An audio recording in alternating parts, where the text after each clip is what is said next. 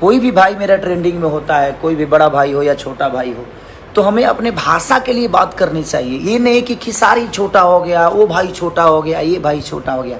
नहीं, आप लोग ऐसा मत करिए।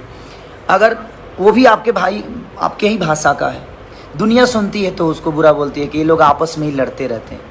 ऐसे करने से हम एक दूसरे को छोटा बना रहे हैं।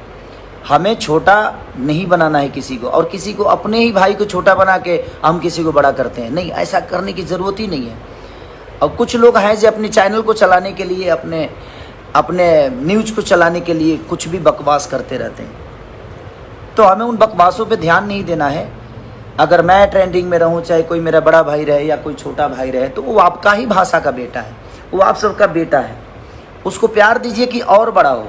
हम तो, मैं रहूं या चाहे कोई भी रहे, भाई तो अपनी भोजपुरी ना, तो हमें भोजपुरी भाषा के लिए बात करनी चाहिए कि हमारा भोजपुरी आज पूरी दुनिया में नंबर 1 है, पूरी जगह पे नंबर 1 है। तो वो मायने रखता है हमारे लिए। हमारे लिए कौन है नहीं है ये मायने नहीं रखता। हमारे लिए हमारा भाषा मायने रखता है कि हमारा भाषा नंबर 1 ट्रेंड कर रहा है, नंबर 1 गूगल पे खेसारी है, नंबर 1 गूगल पे ये कलाकार है, नंबर 1 गूगल पे ये कलाकार है।